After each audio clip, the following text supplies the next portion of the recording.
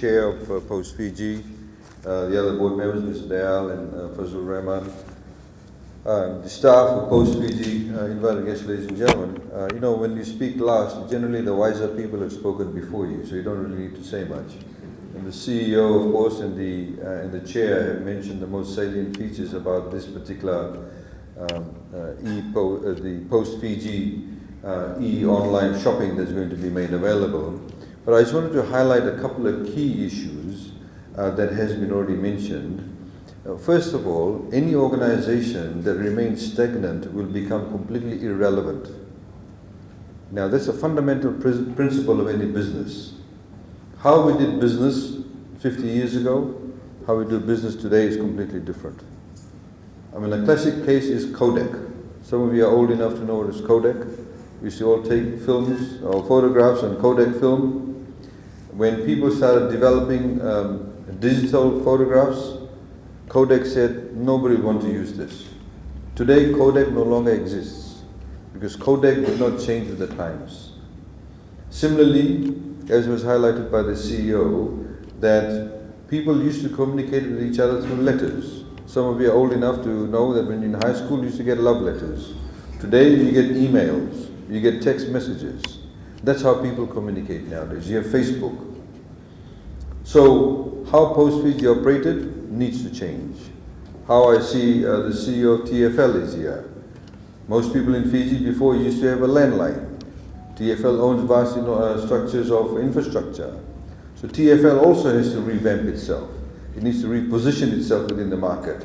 It owns large swathes of assets, which actually helps communicate internet services, etc. So they should see themselves as a landlord that is not in the business of necessarily providing landline services, but is in the business of providing assets that can help people communicate. What has actually happened today, as you know, recently, the FCCC, through the government's process of allowing for independent processing of various charges, etc. Just only a few months ago, 10 gigabytes of access to the Fintel cable, the Southern Cross cable, used to cost $256,000 a month. $256,000 a month for 10 gigabytes. Today, for 10 gigabytes, it's $640. You can see the enormous change in the pricing structure. What does that mean? It means cheaper and easier access, affordable access to those people who want to have access to those types of services. It means that those people who want to use, for example, this new particular product by Post Fiji will have to pay less to be able to do more. In the same way, all businesses need to look at volume. You don't make a kill on one sale, you make a kill on the volume that you actually service or you produce, whether it's garments, whether it's providing telephonic services, whatever the case may be. We need to work on volume. And so it is a wonderful opportunity that, of course, Post Fiji is now embarked on this, and we really look forward to them becoming, obviously, a provider of numerous services. I just met some people about a few weeks ago. Very soon you'll be able to order through them, get your food online. You know, you go overseas, you have Uber Eats. So you order online, you have the food in the restaurant, they'll bring the food to your doorstep, and it's all paid for. It also creates a new level of transparency within business processes too. So, ladies and gentlemen, a number of changes, of course, have taken place, and we need to ensure that as an economy, as a business environment, we need to be constantly relevant.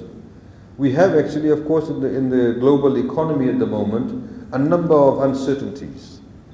You have the trade war between China and the USA. It's now an open trade war. You have the downgrading in the growth figures in Germany. You have Brexit that's taking place. Nobody ever thought that a place like Hong Kong would have those kind of disruptions. It was a sea of stability in that part of North Asia. Today that is happening.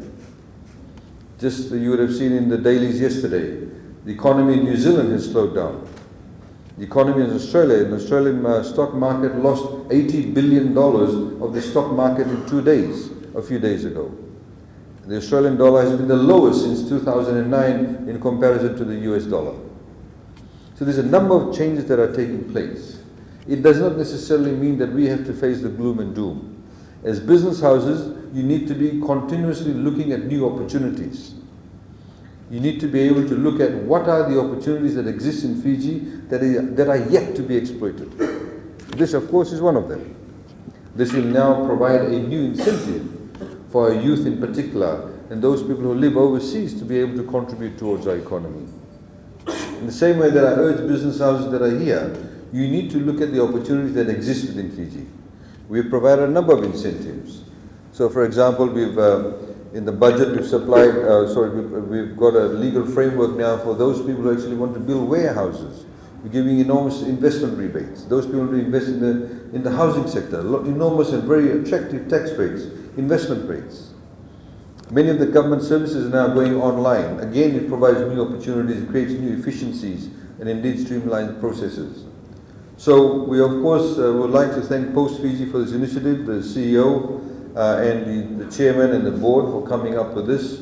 I'd like, of course, once again re-echo the sentiments of the chairman and thanking the staff for this wonderful initiative. I think there are a number of opportunities that do exist. There are many Fijians, you know, it's quite surprising. People come from USA and Australia and they believe that the twisties in Fiji taste better than twisties in Australia. And they buy these things. So now if they can order those things online, it creates business opportunities. There are many small to medium enterprises that we think the Post Fiji actually can assist by way of being the conduit where you can access their products. And I'll give you a case and example. We have something like 3,000 Fijians enlisted in the British Army.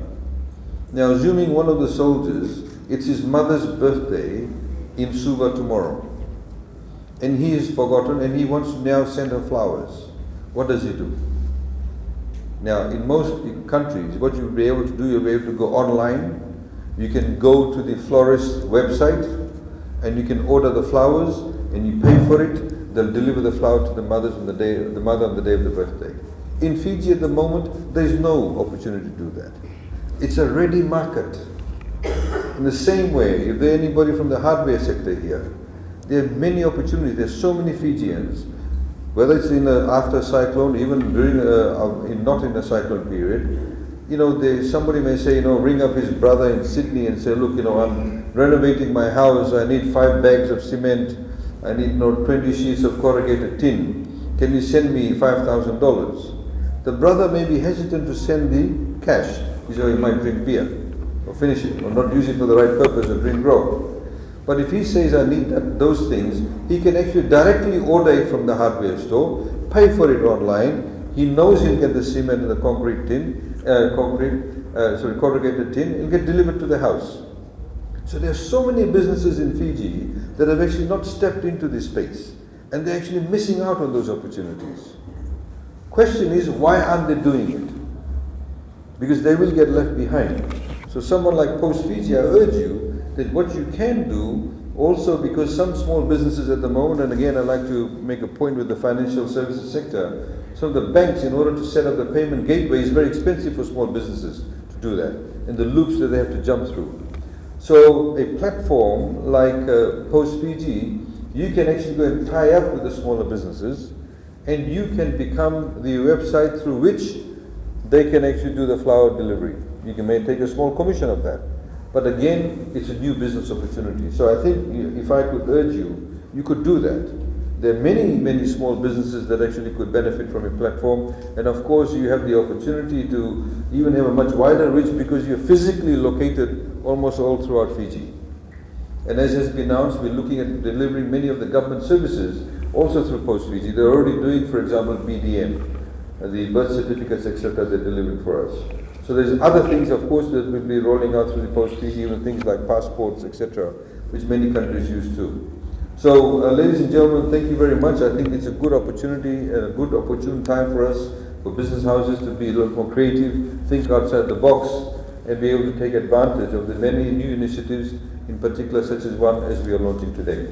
So it gives me now much pleasure to launch the new Post Fiji shop. Thank you.